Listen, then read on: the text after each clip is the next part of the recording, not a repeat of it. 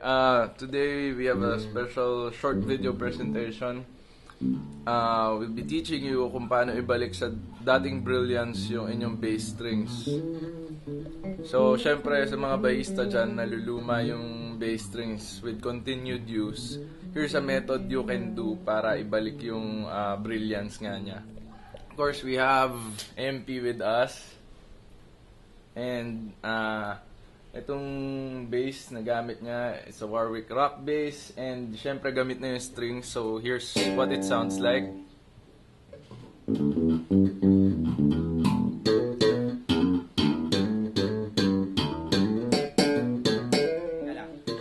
Natutunan ko tong method na to sa isa sa mga naging mentor ko. It's Ever Layug. Siya yung bassist dati sa Olonga po way back 70s. Sa Our Daily Bread yung pangalan ng band. Nung natuto ako mag-bass, grade 5 to grade 6. Yun na yung ginagawa. So para dito sa method mo, ano bang kailangan natin? Gumagamit ako ng denatured alcohol. Siyempre, string winder. Tapos dapat medyo mukhang basahan yung damit mo para para saktong talagang naglilinis ka. Gumagamit ako nitong tawag nito. Actually, ito gamit ko to since since 2000, year 2000. Ito na yung pinapapakulo ko. Tapos dito ko binababad yung okay, papakuluan. Ayan, first step, tinatanggal ko syempre yung strings. Ayan, para ito mas mabilis. So, tinatanggal ko siya. Ayan, ganyan lang. Ayan, tapos rinoroll ko sila. Sabay-sabay lahat ng strings. Ayan. Isa. Tapos nun, halos nakalubog. Halos nakalubog. 4. Lalagyan natin. Ang ginagawa ko, ito naman, turo nung isa sa mga nagturo sa akin nung nagsisimula ako. Kapitbahay ko siya si Dennis. Dinalagyan niya ng ng dishwashing paste. Dishwashing liquid. So ako, tinatansya ko lang kung gaano kadami. Lalagay na natin dito.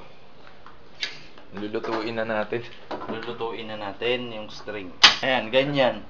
Nasa gitna siya ng pinakamahina at saka pinakamalakas. Ayan, so hihintayin mag-boil. Tinatanong ako madalas kung gaano katagal ko siya ginagawa. Ako sa akin, hindi ko alam. Kasi ang ginagawa ko, habang binuboil ko siyang ganyan, ito, linilinisan ko tong buong base.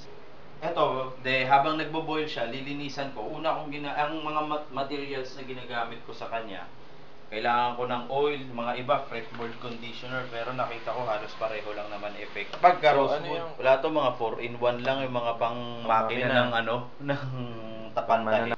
Tapos nun, kailangan ko ng metal polish, pinapolish ko yung frets ulit. Yung hardware, pinupunasan ko siya nito ng microfiber cloth. Okay. Kasi pag pinunas mo yung microfiber cloth, nawawala yung fingerprints. Okay. So yun lang yung ginagawa ko sa hardwares na chrome.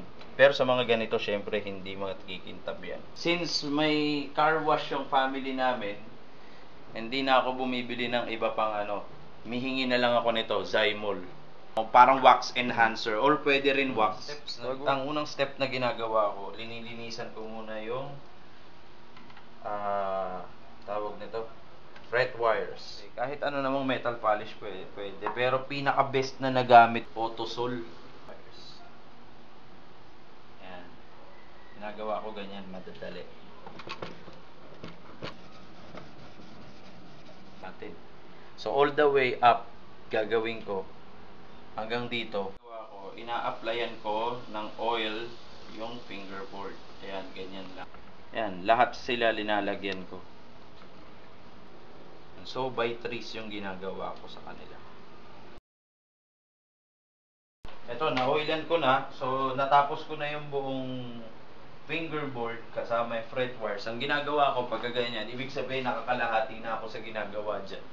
Ihinaan ko na yung apoy nito. Ayan, so babalik na ako dito ulit. Ang ginagawa ko naman is ito na, yung body na. Ipapolish ko siya. Sa cloth ako maglalagay. Tapos yan. Yan. Circular motion ko siya ginagawa. Natutunan ko to dahil pagka nagwa-wax ng kotse, ganito din. Nilagyan ko na yung likod naman. Ayan, pati itong neck. Inaano ko rin, linalagyan ko rin kasi nung linagyan ko siya ng oil dito, malamang may tumulo na dito. So ito yung pinapangalis ko rin. Eh di, ito na, tapos na. Ang ginagawa ko, kasi pagka nag-wax kami ng kotse dun sa shop namin, kailangan ano mo siya, yung medyo dry. O iniiwanan namin ng ganyan, tapos saka namin pinapolish. Ang ginagawa ko sa kanya, linalagay ko lang ulit sa stand para matuyo siya. At the same time, yung oil na sobra pa dito, matutuyo din siya. So yan, ganyan lang siya hanggang mamaya. So doon na tayo sa string. Sa akin, tapos na to.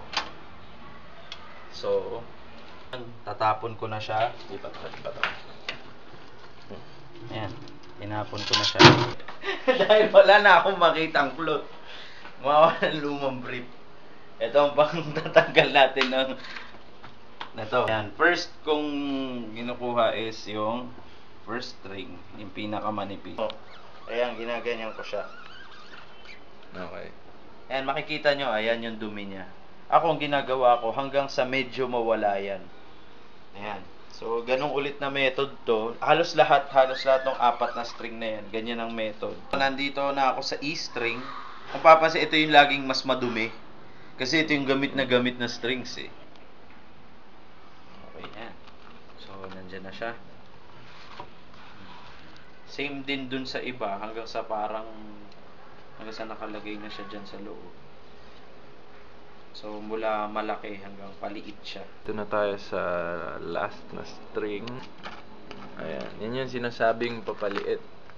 Tapos nun, kukunin ko na tong denatured alcohol na to. Ayan, binubuhos ko lang. Hanggang sa ganyan. Yung lunod na yung string. Oo. So, para sa mga nagtataka ba't hindi kinakalawang, ito yun. Oo. Yan. Yan ang, yan para sa akin, yan yung purpose nung denatured alcohol. Kasi solvent siya eh. So, makakaalis din siya ng konting dumi. Plus, dahil pinakuluan natin, may mga naipit dyan ng mga tubig pa sa mga coils nung wounding nung string. Ayan, yan yung makakapagpaalis. Iiwan ko siya dito.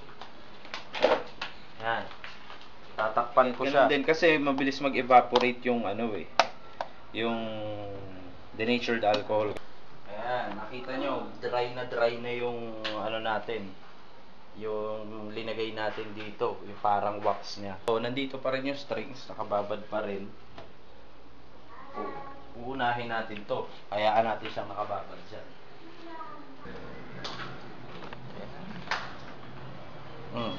Ayan, nakita nyo, sobrang shiny. Ready na siya para ilagay yung strings. Pansinin nyo, yung pinagbabaran ko, may mga duming nakahiwalay. Ayun, Yan. Yan yung mga dumi ng strings na ibinabad ko. Ayun. So, yan. Naalis ko na sa pagka-roll. Ang gagawin ko, babasahin ko lang ulit siya ng konti. Pag binasa ko na siya, idadry ko siya nito. Ayan. So, ganun ulit. So, siguro, tatapusin ko to. Tapos nun, i-install ko na yung strings. Nandito na tayo sa string installation. So, yan. Same lang kung paano nyo tinanggal, dikabit nyo.